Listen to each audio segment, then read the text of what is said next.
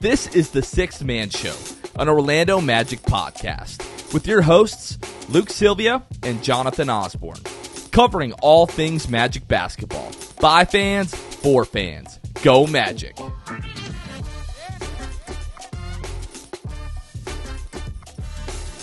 What's going on, Orlando Magic fans? You guys are back with the Sixth Man Show. Today is May 20th, 2024. Jonathan Osborne here, as always, and back from our break with my co-host, Luke Sylvia. Luke, how have the last 10 days been to you, my friend? Well, we left the listeners, the viewers, on an emotional note. So first and foremost, I received a lot of people just reaching out, saying that they'll miss me and that, whatever, right? They were super nice, and super encouraging. So I appreciate you guys for that. But in the meantime, we've been like 10 days or something like that. And with the off season, I mean, that's why we do it, right? Because there hasn't been a ton of Magic pertinent news, just a bunch of rumors that, who knows, we're all taking with a grain of salt because we have no idea. But the Magic are being linked to people, which is, maybe more than we could say in years past. So that's been cool to see. But and on a personal note, Lauren and I getting ready here in about 10 days to close on our first home, which is super exciting, but also means that this 10-day break has been welcomed because we've just been packing left and right, trying to get things together and trying to keep our kids out of these boxes that we've already packed. And it's been a lot of fun. So our house is on its way to being fully in boxes here. And it's the break's been good, but it's definitely been busy for sure. Yeah, I usually take this part of the off season like right after the Magic season ends. Like usually it's quite a few weeks before, and we're getting ready for the lottery. And the lottery came and went. I gotta admit, I did watch the lottery. I just wanted to see what was going to happen. I watched like the last like 4 picks unfold. Mm-hmm. Atlanta, wins the number 1 pick.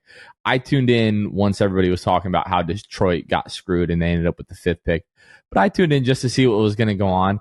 But it was great to not really have like skin in the game. Like just going back to the last decade really with the lottery. Paid a little bit of attention to that.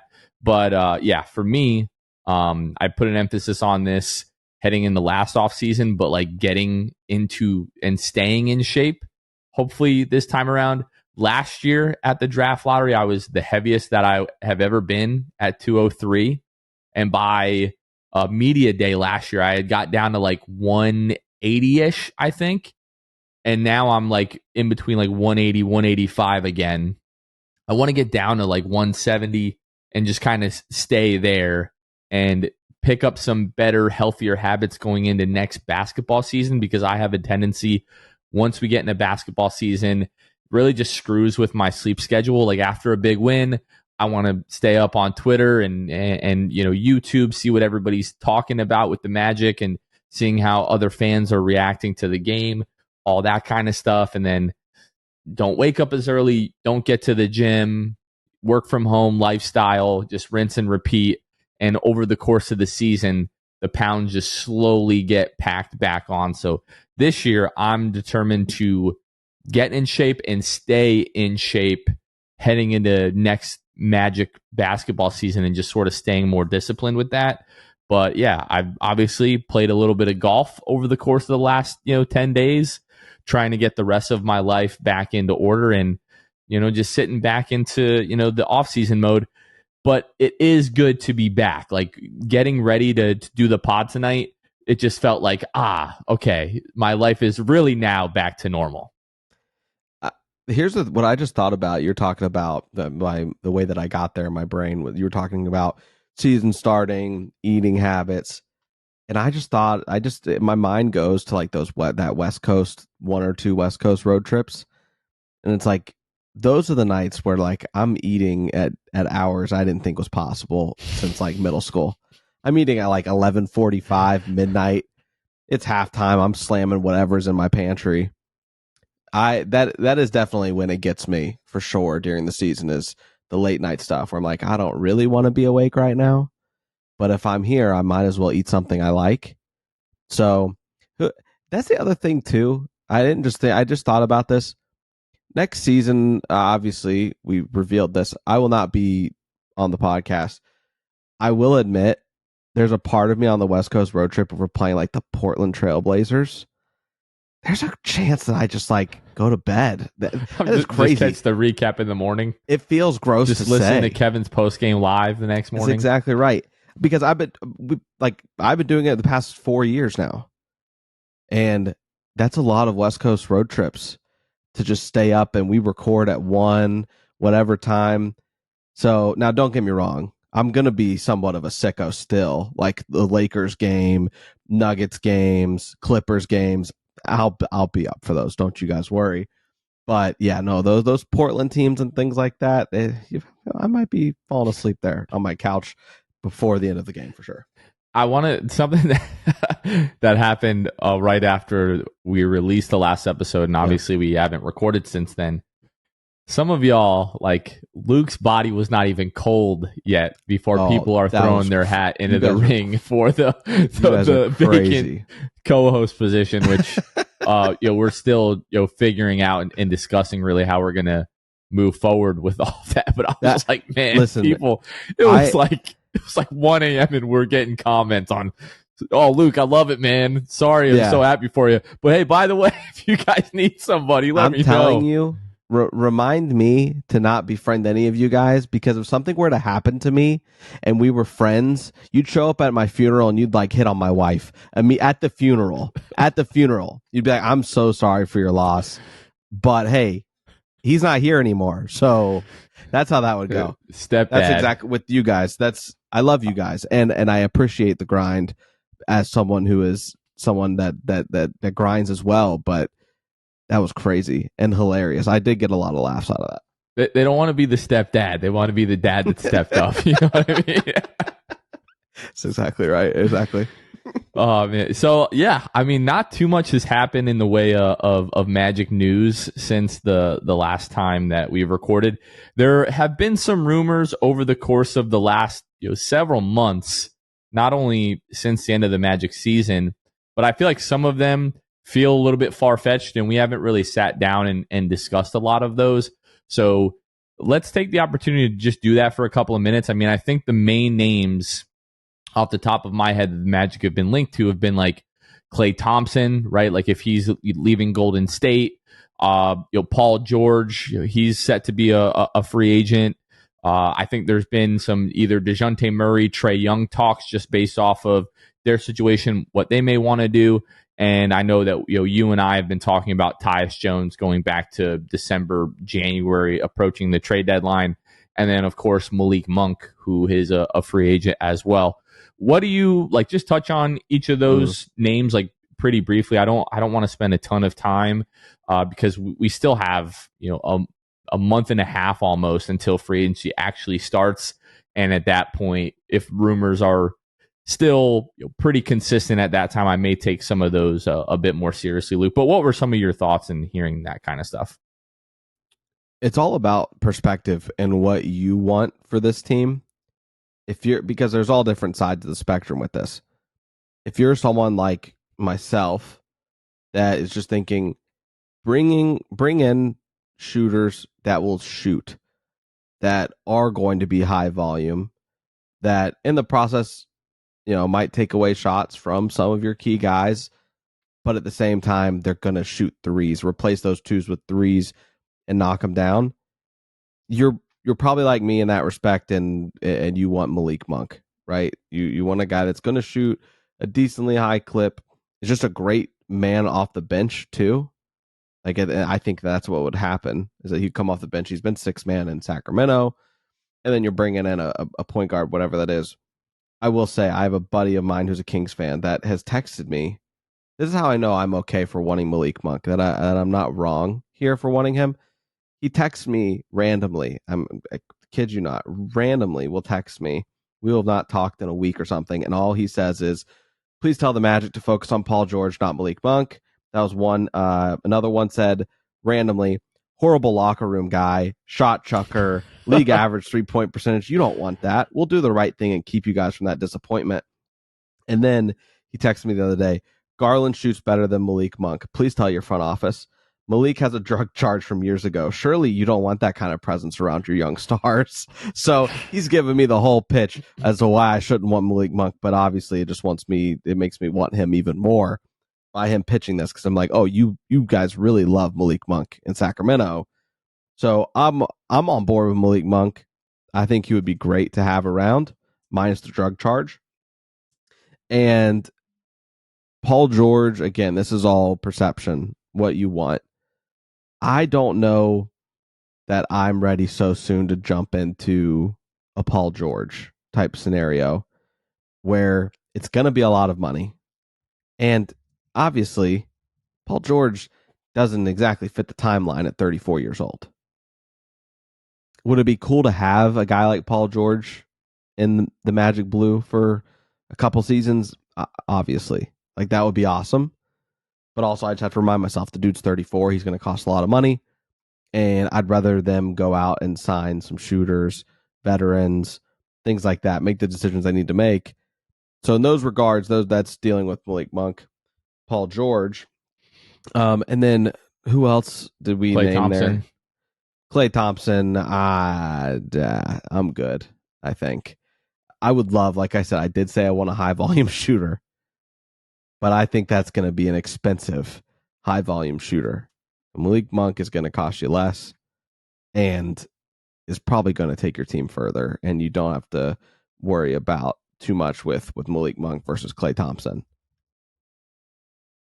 So for me, like with Malik Monk, like I think if he is going to leave Sacramento, one, obviously it's going to be for a pay raise. Yeah. But I think he's also looking for a bigger role. So I would be of the mind, like if you bring Malik Monk in next year, he's that sort of tertiary creator. Take a little bit of the pressure off of Jalen Suggs, like on the nights that Paolo or Franz doesn't have it. You're not asking Jalen to have a 18 to 20 point night. Malik Monk is a guy that's probably going to be more comfortable stepping into a role like that and having those big scoring nights when needed.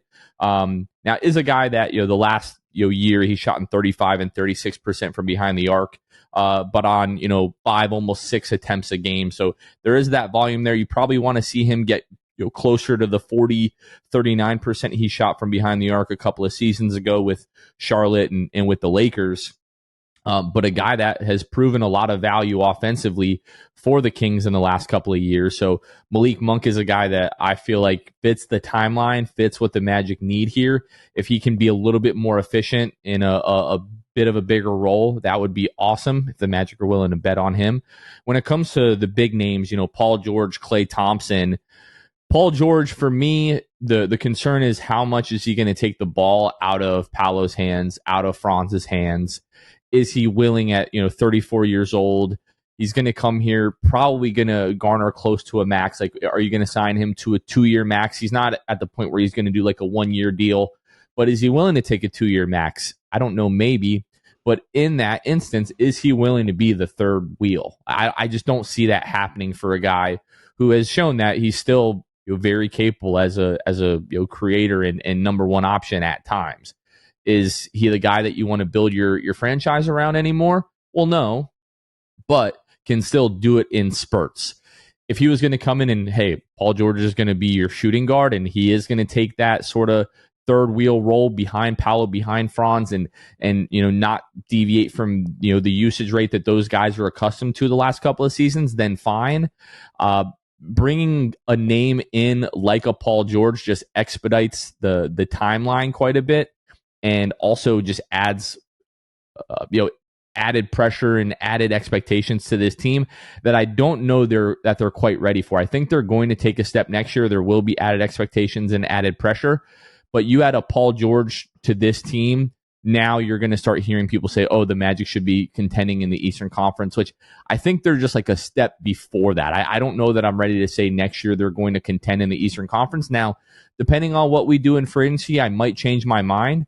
But for the moves that I expect the Magic to make, which probably will be minor, but also significant moves for the Magic, they should take the next step and be competing for home court advantage next season. I don't expect that they're all of a sudden going to come out and like contend for the Eastern Conference, like, you know, the 1 or the 2 seed next year. I would expect the Magic to be, you know, the 3 or the 4 seed next year. You add Paul George, the perspective nationally, I think, changes to like, okay, the Magic need to be competing and contending, you know, for one of the top seeds in the Eastern Conference. I don't know that they're ready to make that move. I don't think Paul George is probably the move at this point.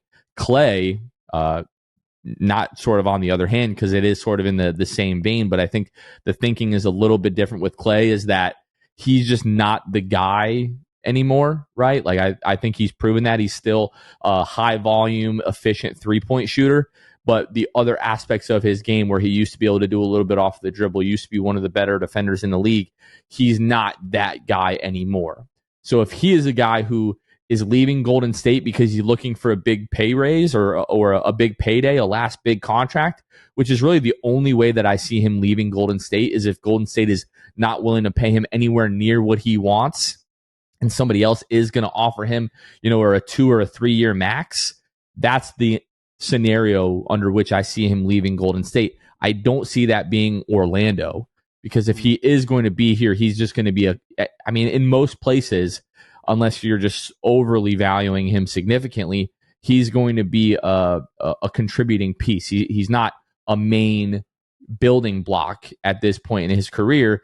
And I also, Clay used to be one of the most universally like well-liked guy in the entire NBA. That's changed the last couple of years, because this is a guy who, like, prior to the injuries in 2019, was like one of the absolute best two-way guys in the league before the ACL and then the Achilles injury.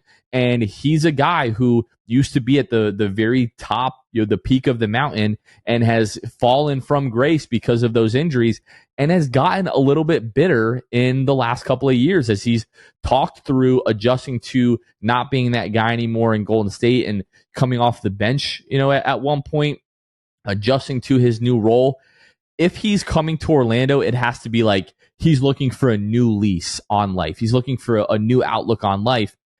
You're not going to get a max here in Orlando. I just don't see that happening with Jeff Weltman.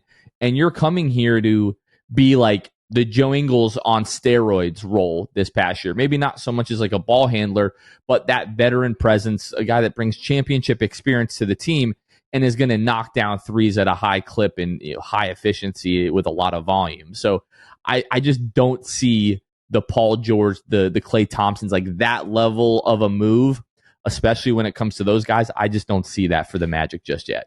The other thing, too, is like with Malik Monk, you haven't had to worry about health recently. The last 3 seasons, he played 72 games this year in the regular season, 77 games the year before that, and 76 games the year before that, stepping in that year and starting like 37 games in that season for the Lakers. So health is a huge thing that I'm going to be looking at. The Magic had some injury bug stuff this year, not really close to what it was in years past, but health is still going to be on my radar, just severe PTSD from these past seasons with health. So Malik Monk, that's another reason that I would love to have him on board, is because of health.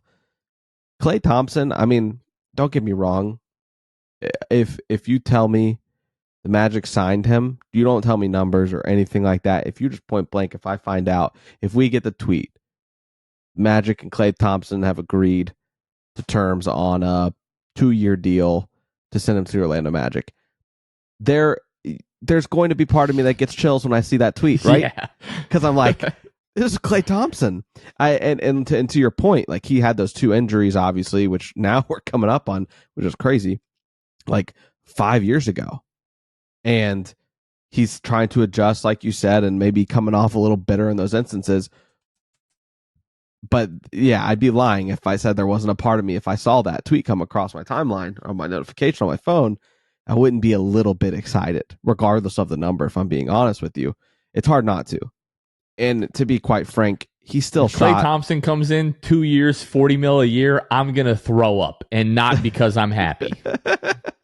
But like this year, for instance, even though he is adjusting to his role and kind of taking a back seat, didn't start all the games for Golden State.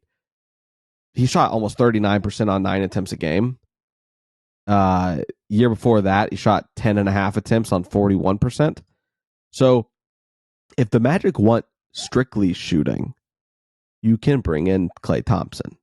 The one that I just completely am out on is the Paul George one, just because of what he does, taking the ball out of Paolo and Franz's hands completely, costing you a ton of money no matter the scenario, and being 34.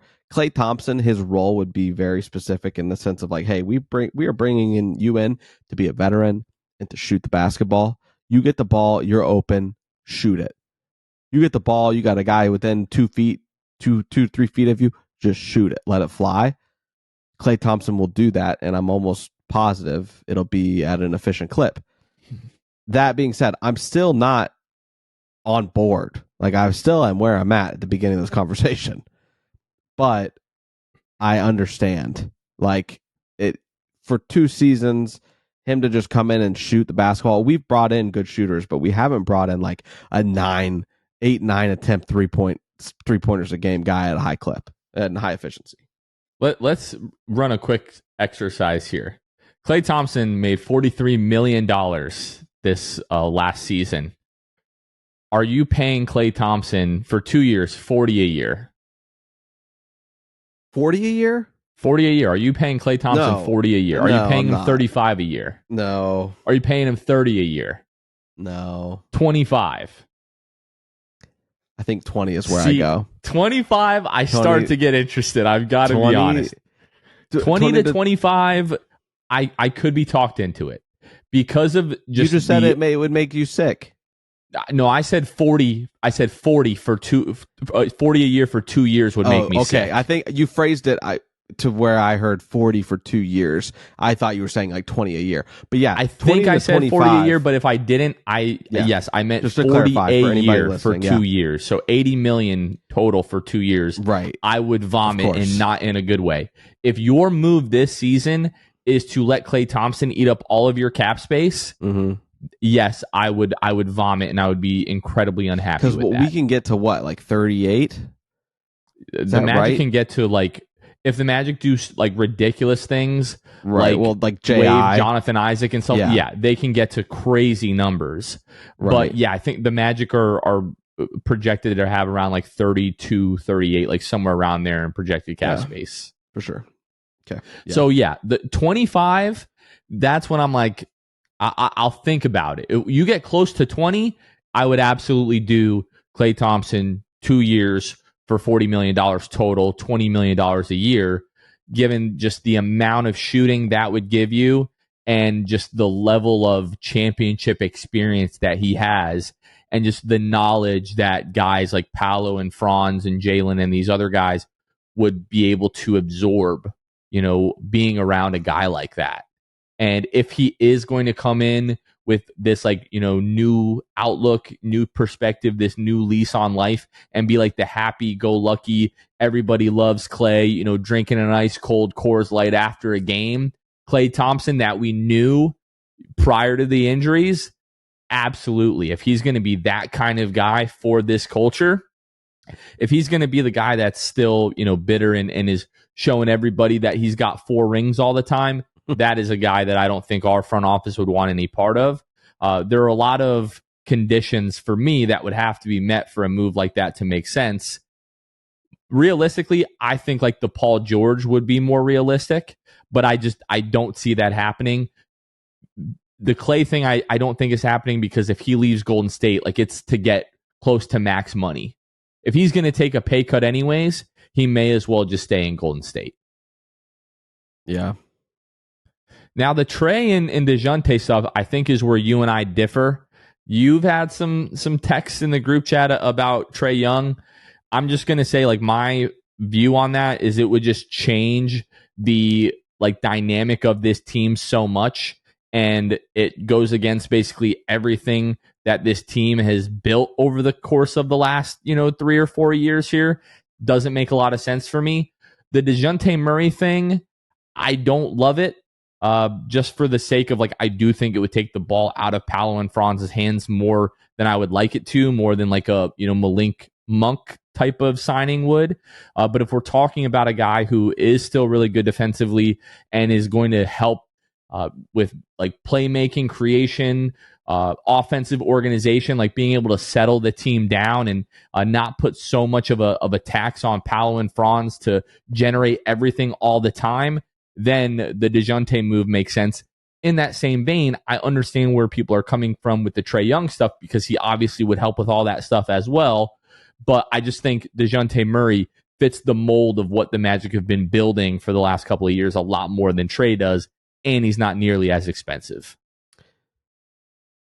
Right. And yeah, listen, Trae would also be another piece that's just a lot of fun.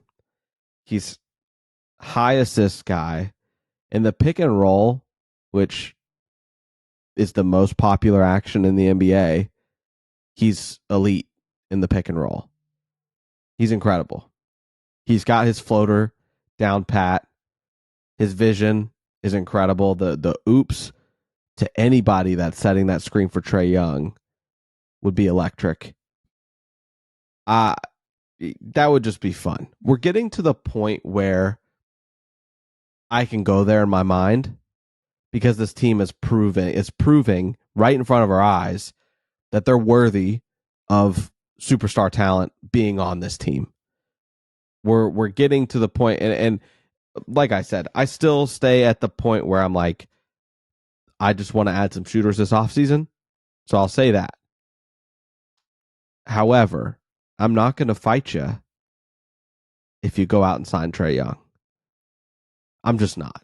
Or trade for. Or trade, sorry. Yes, trade for Trae Young. I'm not going to fight you on that at all. I think it gives the opportunity to finally consolidate some of this young talent that is on the horizon. We're almost there.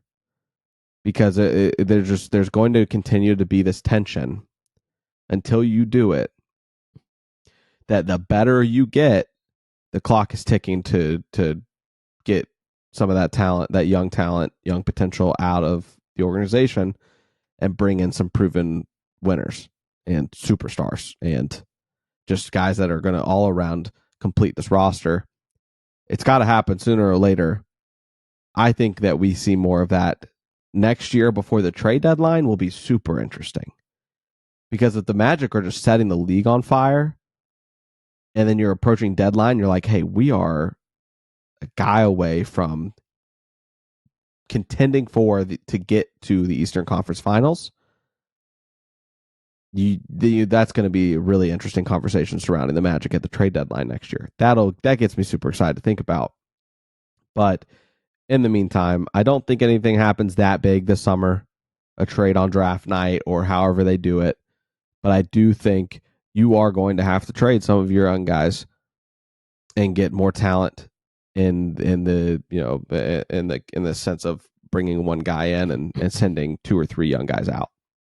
Let's just say you trade for Trae Young, right? Which, if you're making the trade for Trae Young, this team just looks drastically different. Yes. Come October, right? Mm-hmm.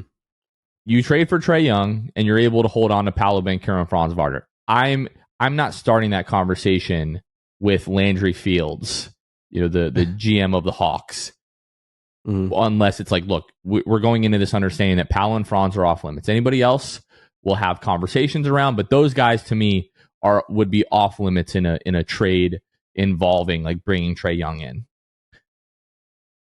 So you make the trade for Trae Young, and then Franz is getting a max. If Franz doesn't get a max this summer, hats off again to Jeff Weltman. It'll be just an incredible achievement of negotiating. If you just look at Franz Wagner's stats and you compare that to other guys in the league that are putting up the same numbers, it's a list of RJ Barrett and then all max contract guys. You want to argue that Franz Wagner is closer to RJ Barrett than he is a max guy?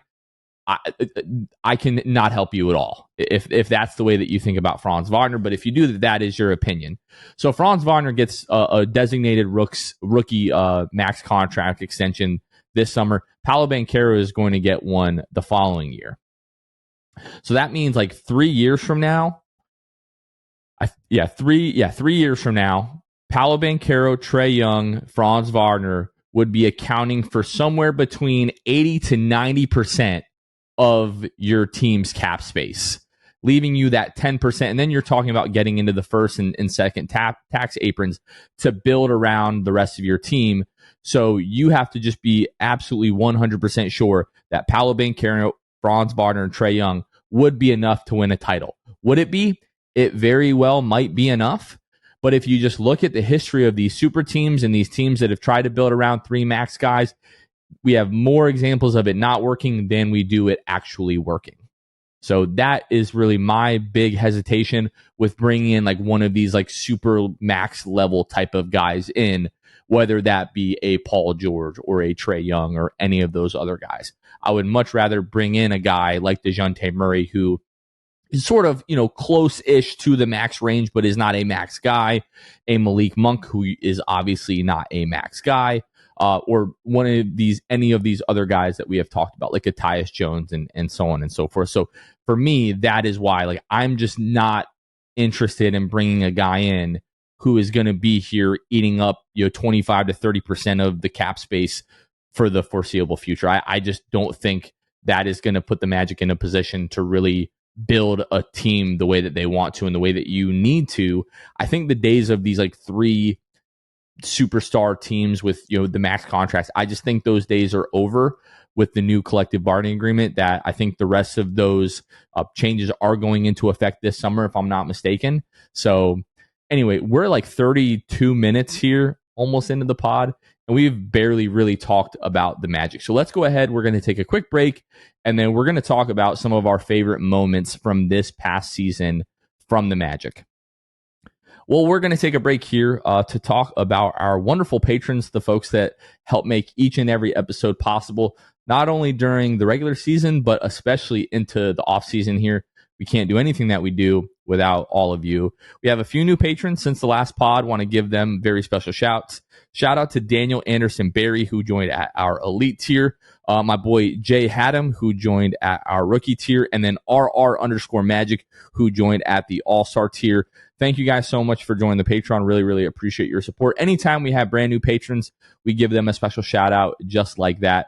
And then we give our Hall of Fame and elite tier patrons a special shout out each and every episode. Let's go ahead and start with our friends over at the Court Cousins Podcast.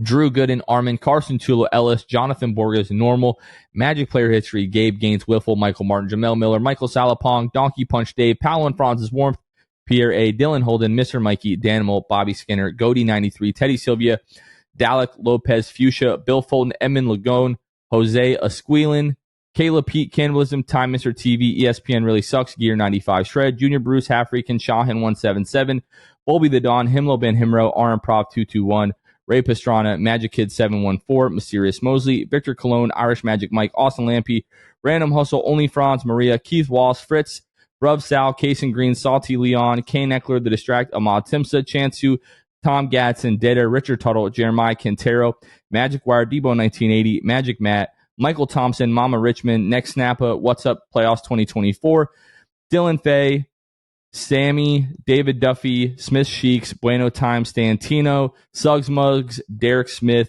Jay Rodrigo, and Daniel Anderson Berry. A big shout out to all of our patrons. You can find us at patreon.com/the6man show. Luke, want to talk favorite moments of the season, where we just talk about our favorite moments of the Magic season. I sat down, I went through the schedule to the best of my recollection to go through what I felt like were the most memorable moments of the season. I started at the beginning of the season and worked my way, obviously, like through the playoffs. What about you? Like, what was your thinking in making this list, and like, where do you want to start? For me, I kind of just went chronologically in terms of my memory and looking at the schedule. The first one that I think of as being kind of the first huge moment of the season. Early on in this season, if you guys will remember, because I remember it well, because I was irritated about this, but the Magic start out 2-0, and then they go on that West Coast road trip. They fall to 2-2. Then they lose to Atlanta.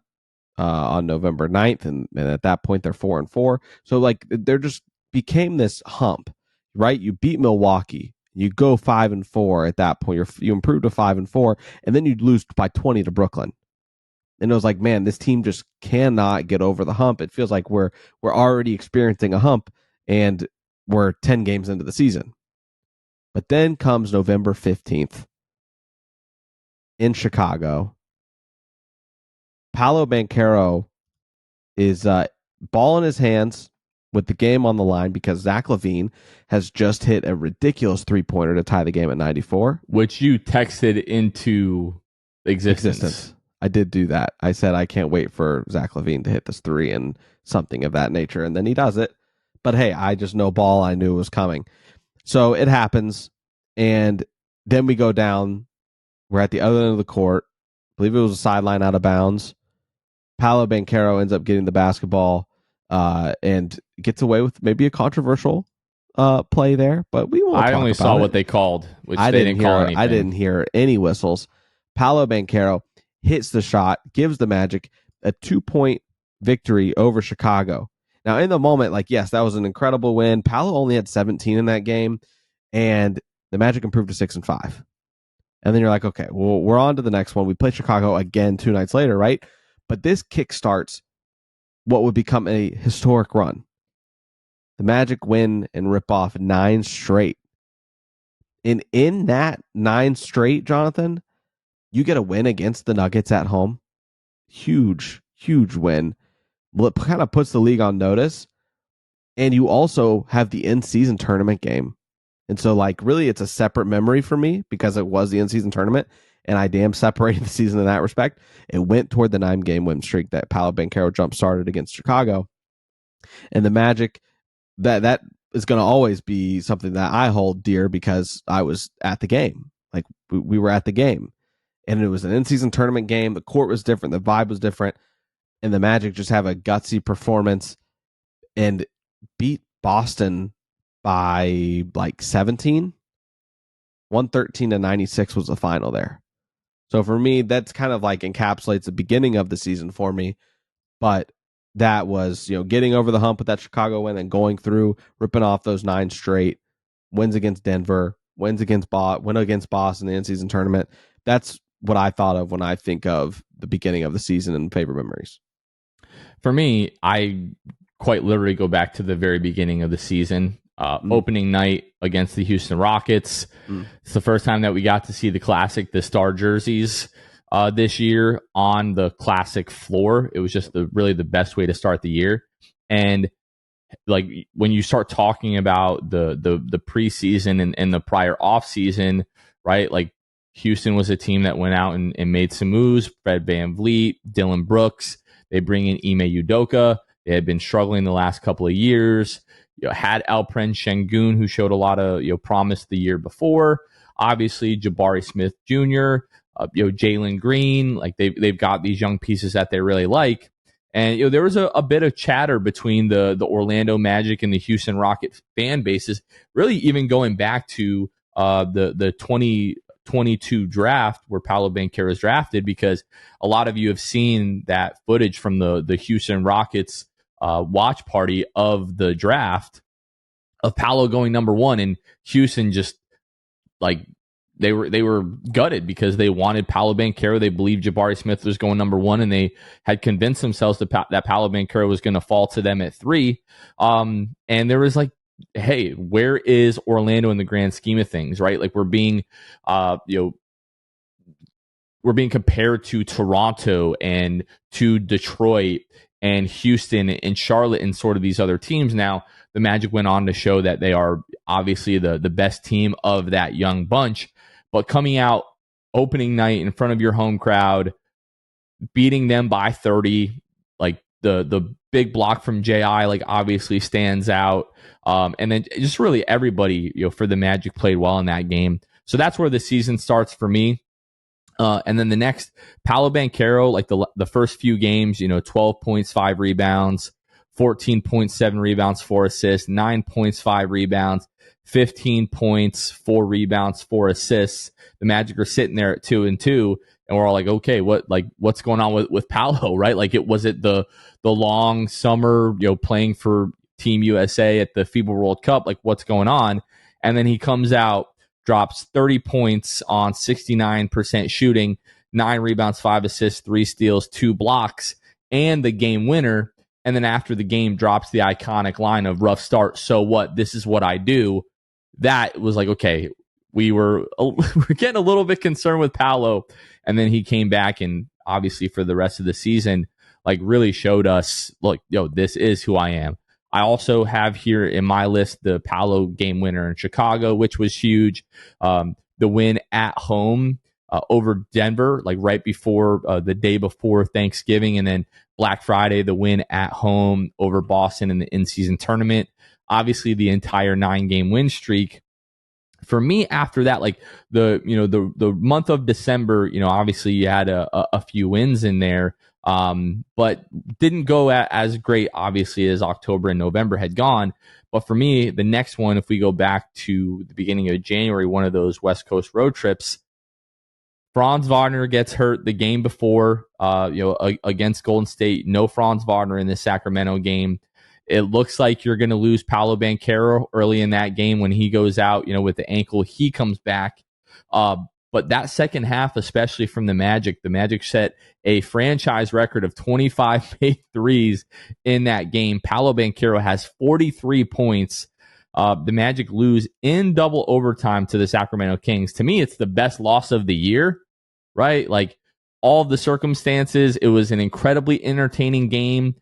Genuinely could not believe what was unfolding as you were watching that game. And the Magic just come just short of being able to pull off the victory in Sacramento. So for me, that was definitely the best loss of the year, and was just such a testament to Jamal Mosley and the way that he's coached these guys up, and the mindset that this team has with sort of like the next man up. And it was like the Magic resiliency just epitomized. It was awesome. I'll take you to the Day of Love, Jonathan, for this next one. You are at this point, you are playing against the New York Knicks, February 14th of 2024, and Paolo Banchero decides he's gonna give us a gift for Valentine's Day. Paolo Banchero has 36 points, and it's not the 36 points that really was the lead here. The lead was the fact that he scored a high amount of points and had 0 free throws. This was one of the games where you're just thinking, I can't believe we have Paolo Banchero on this team, because that easily could have been a 40 ball, right? This is a guy that averages like what, 7 free throws a game, maybe more. If he would have shot his average amount, he probably hits 40 in this one. He drops 36. And that is one of the games that I will probably always remember, because it is so unique that there wasn't a single free throw. So for me, that's another one, Jonathan. And then I want to keep this in the same vein of Paolo scoring a high amount of points. The other one that I think of and that I come to is a loss, unfortunately, but the first 40 ball of our guy's career, Paolo Banchero scores 42 against Cleveland on December 6th. And just, you had a terrible first quarter. The team just had an awful, awful first quarter in that one. For those of you who don't remember that, I'm pulling it up here. Cleveland scored 37 in the first quarter, and Orlando had 20. And that, at that point, like, you're not going to win that game. Paolo Banchero finishes the game 42 points, 16 of 26. Doesn't shoot the 3-ball well, 1 of 5, and 9 of 12 from the free throw line, adds 6 rebounds as well. But Paolo Banchero just decided that he was going to do everything in his power to try to win this game. And how could you not have this as one of the most memorable, because it was a 40 ball for our superstar Paolo Banchero. I'm glad that we're not doing like a draft here, because I feel like I'd be killing you, because you're missing some good ones here. I'm gonna go back to like the next game. I talked about the Sacramento game, but the next one, we were at Denver. Paolo Banchero's first triple-double in that game. You have 27 points from Jalen. He was 7 of 9 from 3 in that one. Mo Wagner had 19 and 11 in that game. No Wendell, no Goga Batadze. Goga Batadze out with the illness. Mo Wagner steps into the starting lineup, 19 and 11. Cole Anthony, 23 points off the bench. Just like the ultimate like gut check for this team who was already like riddled and just decimated with injuries. Lose a few more guys in that game, and you just get like all world performances from Paolo, Jalen, Mo Wagner, Cole Anthony, just like guy after guy stepping up after that tough loss in Sacramento just a couple of nights before. So that one was awesome.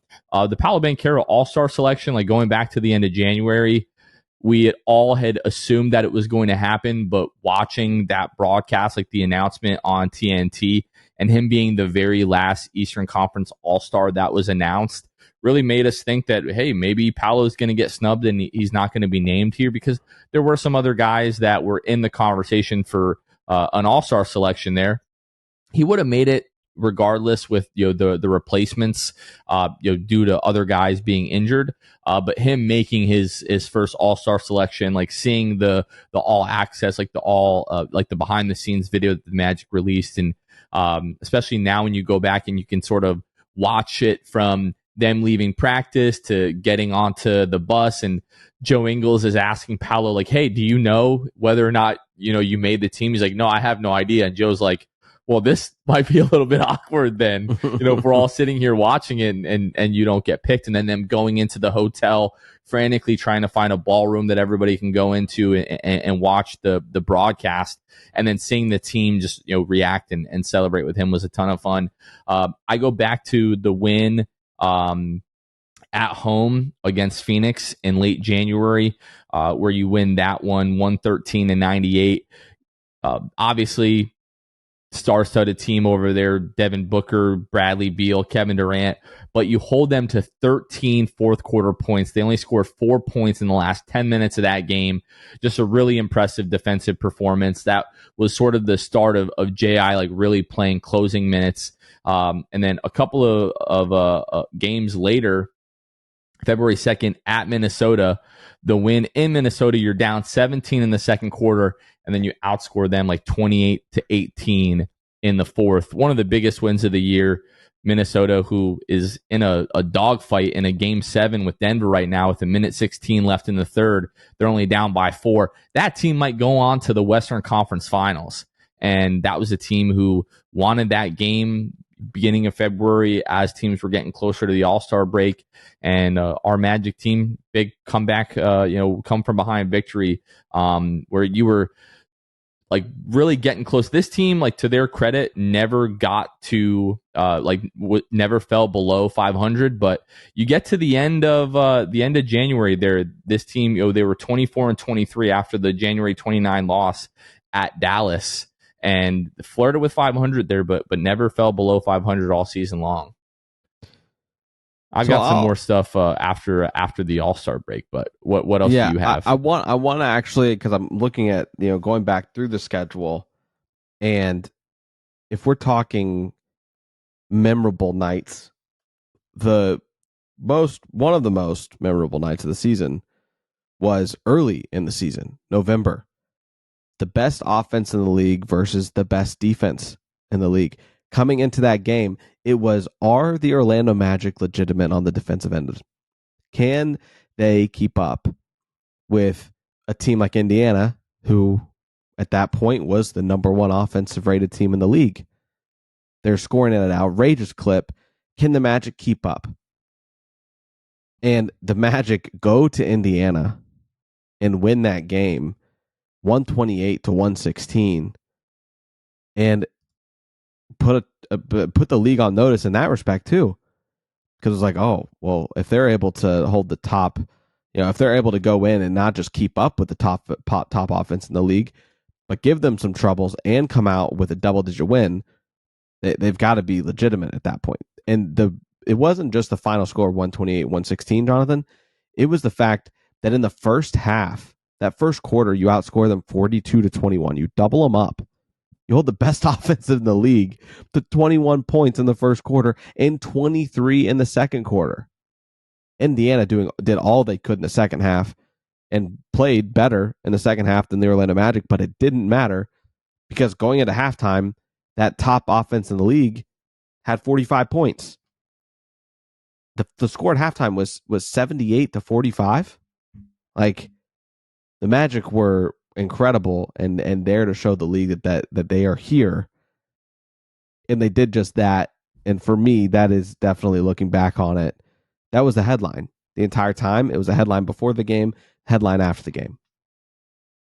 And that was when I was like, wow, this team could be really incredible this year. Yeah, the wins over Indiana, you just talked about the one in November was really impressive. And then they had another big one Saturday, December 23rd.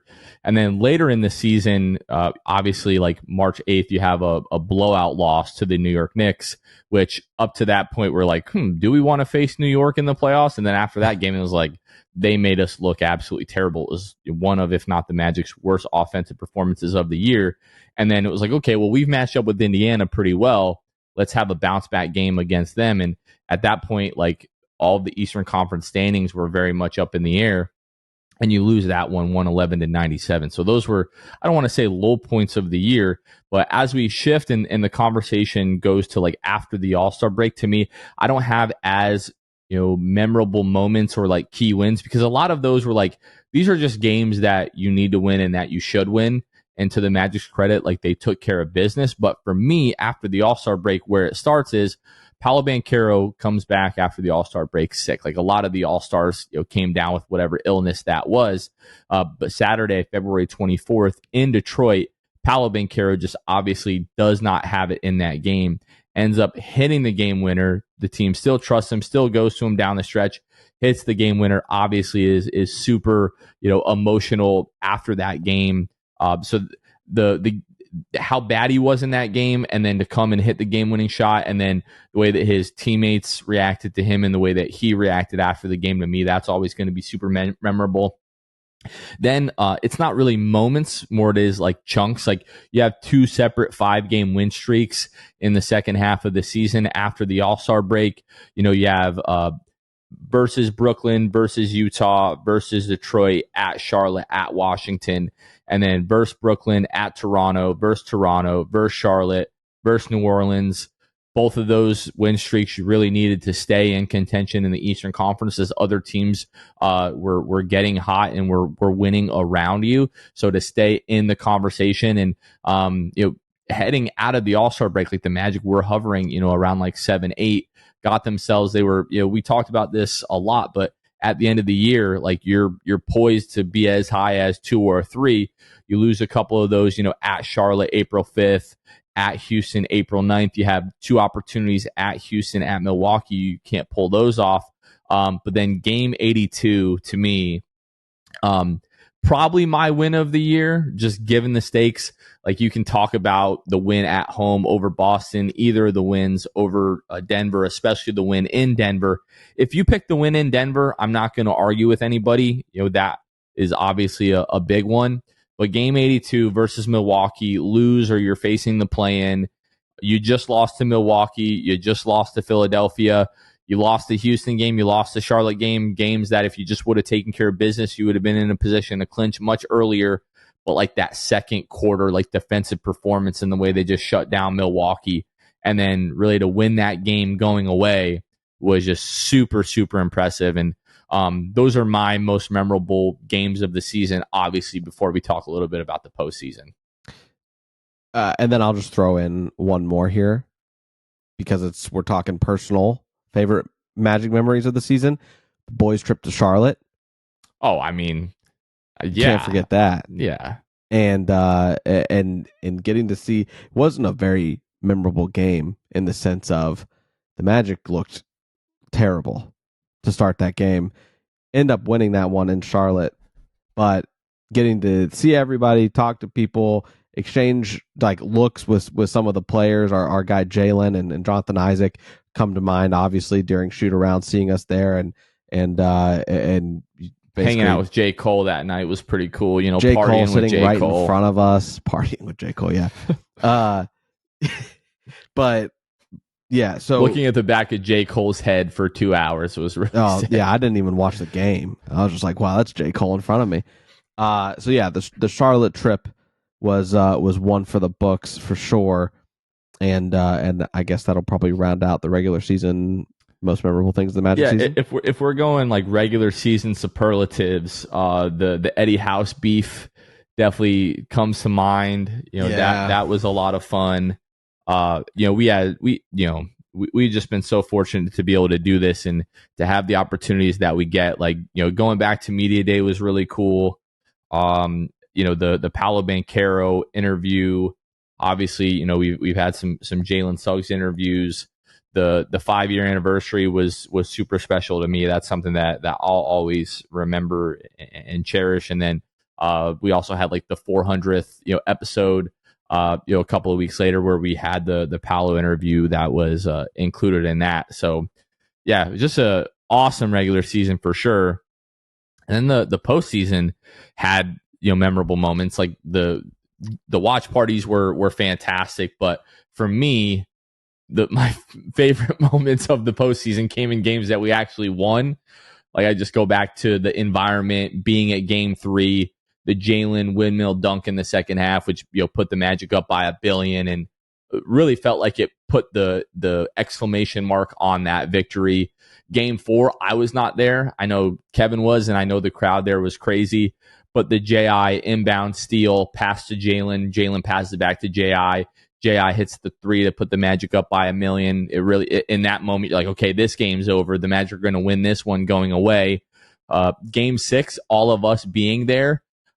I have a memory from the 2019 first round series versus the Toronto Raptors, Game 3, of being in then Amway, now Kia, before the game, and over the PA, them playing Queen's "We Will Rock You."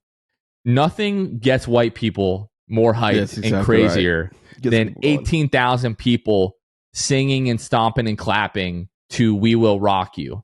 And they played it at Game 6, and I was like, dude, I'm ready to die. I am ready. If you need me to get on this court and like give a blood sacrifice for us to win this game, I'm willing to do it. So much now to the point, like when I'm on the golf course, dude, we always listen to 70s rock when we're on the golf course. Somebody brings a radio, and I always have a request to play Queen's "We Will Rock You" because that song it gets the people going. You know what I mean? The white people, especially. White people, like you got the boys over on the next par 3 hear it, and they're like, "Yeah, turn that up, boy." No, they don't do that. But in Game 6, the Cole Anthony putback. If I could like pick any one moment from that game that this felt like the biggest play of the game, it was probably that Cole Anthony putback. Like the Wendell Carter block, and then Paolo scoring on the other end. I believe it was Paolo scoring on the other end. That was a big one. I think it was an and one from Paolo, if I'm not mistaken. That whole playoff series feels like such a blur.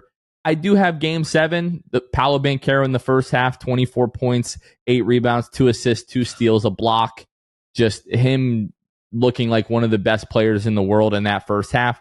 Second half, we're working on that still. Like we'll get it so he gives us a full 48 in a playoff, Game 7. But that first half, it was just like, look at our guy, man. Like I know that the entire Magic fan base believes in this guy, but seeing him do that in front of the entire basketball world at 1:00 on ABC, playoff Game 7 Sunday was just awesome. And we don't have to talk about the way the rest of that game went, but that was really, really cool. Yeah, the other thing I'll note just about like the memorable part is that in every single game that the Magic played in this postseason, their backs that they ended up winning, their backs were against the wall. You're down 2-0, you can't go down 3-0. Okay, great. We got one at home. We blew the doors off them. We're down 2-1. You can't lose Game 4. You can't go down 3-1. Nobody comes back down from 3-1. In some specific cases, if Doc Rivers is on the other end, maybe you do. But in this case, probably not going to happen. Magic go in, they win that game. Obviously, you tie the series 2-2. You go back to Cleveland, you lose. You're down 3-2. Okay, well, we can't lose this one, obviously. We can't lose game 6. Back's against the wall. What do? Paolo Banchero steps up again, 27 points in that one. You win 103-96. And then obviously we hate how the series ended. But point being, in virtually every scenario except for game 7, the Magic were able to step up to the call and get the win. So that was super memorable to me. That, and coupled with like Paolo Banchero throughout the entire playoffs, aside from the game where he had like 9 points, incredible. And gained my trust even more of who he can be one day. Franz Wagner has 34 in game 4. Like, just the performances that we got from our guys were incredible and unheard of at the ages that they are. Unless your name is like Anthony Edwards and Luka Doncic at this point. So that's the postseason was incredible. You wish you win that game 7, but that's about as good as it can get while also losing a round. Yeah, and I know we talked about this on the last pod, but like the conversations around Franz Wagner to me were, I mean, they've cooled off a little bit, but of course like, they did. People still saying like, oh, like I wouldn't max this guy. Like, look, if it comes down to it and you max him or you don't, you max him. I really like. I don't understand the thinking. By the way, if it comes down to it, and Franz Wagner doesn't get the rookie max, it's not because of the final game of the series. Just so we're clear, it's not the reason. Like, that Weltman did not sit down and cite that game and be like, "Hey, this is why. This is why, bud. You almost had it, but that last game really did it for me, and you didn't get the max as a result." That would be stupid and irresponsible for one game to determine a man's contract. Just like it's stupid and irresponsible for that one game to dictate your opinion on Franz Wagner. So don't go beating your chest if Franz doesn't get the rookie max. It's not for the same reasons that you wouldn't have given him one, if we're being clear. Well, I'm just going to give a list of guys averaging 19 points, 5 rebounds on 48% field goal shooting or better. Joel Embiid, Giannis Antetokounmpo, Kevin Durant, Nikola Jokic, Anthony Davis, Larry Markkanen, Karl Anthony Towns, Alperen Şengün, Kristaps Porzingis, Franz Wagner, Domantas Sabonis, and then RJ Barrett is also on that list. Like, almost all of those guys are max guys. And Franz is, let's see, 4 to 6 years older than almost every guy on that list other than Alperen Şengün. Yeah, he's 4 to 6 years younger than all the other guys on that list. Like, he's putting up, obviously it's different, but like Kristaps Porzingis is 28, Domantas Sabonis is 28, Cat is 28, Markkanen is 26, Jokic is 28. Like, just think of what this kid is going to be in 3 or 4 years from now. And he's only shooting 48%, by the way, because of the fact that he shot like 20-something percent, 28% from the three-point line this year. If he was, 35%, then he's shooting like in the 50%. He's just a max guy. I don't know what to tell you guys. Like, he like was an injury away from like being in the all-star conversation this year. Like, if he doesn't have that ankle injury at the beginning of the year, he's in the all-star conversation. Like, it's just silly to me. Yeah. Wanted to shout out really quickly, if you haven't read the article in the Washington Post by Ben Golliver on Paolo Banchero. It's Gen Z is coming for the NBA. Paolo Banchero is ready to lead the moment. There were just a couple of quotes from that I wanted to share. Just being talking about free agency, Paolo said, "Front office wants 2A guys who add to what we already have in terms of our defensive identity, length, and versatility." Banchero said, "Shooting is a big part of what we need to improve on, whether we go and get somebody or try to develop guys. I don't know which way they're going to approach that, and having a guy who can set the table and be reliable. We have a lot of talented guys who can make shots and make plays. Me, Franz, Jalen Suggs. I would rather be more of an offensive hub than the point guard, if that makes sense." So if that gives you like any sort of idea into the thinking of Paolo Banchero, like going into the offseason, wants shooters, wants somebody that's going to help organize the offense. Yeah, that's what I would want to talk about for sure. Is like him talking about wanting to set someone who can set the table. That's alluding to a point guard, obviously, who can help get you into the offense. And if we already didn't know what this front office thought because he got benched and Markelle Fultz, that goes to show you that Paolo understands they're going a different direction at the point guard position next season, whatever that looks like. And I don't get fired up for role players much, but I'll get fired up for Tyus Jones right now on this podcast. That guy can set the table. If we want to talk about guys who nobody sets a finer table than Tyus Jones, who has multiple times led the league in the best assist to turnover ratio. That guy knows how to set a table. Give me that guy. He's folding napkins. He's putting the forks and the knives and the spoons in the right spots. He's setting the freaking table. Bring me Tyus Jones, Paolo Banchero, talking about setting the table. That'll set the table.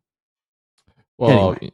You know, he also, talks about like defensive versatility and stuff like that, which Tyus Jones doesn't exactly. But we're not, narrative needs to be a narrative, all right? Well, I need agenda pieces, and I don't need logic. Yeah, at this point. Fair enough, for sure. I need Tyus Jones. Well, he closes out this interview and says, they'll see eventually. We're trying to come for it all. That gets me excited. Like just talking about the playoffs, and when he talks about coming for it all, like they want to win a championship. Using the word "we" in that is big, right? In terms of the Magic organization and himself, right? We. So yeah, man, what a guy.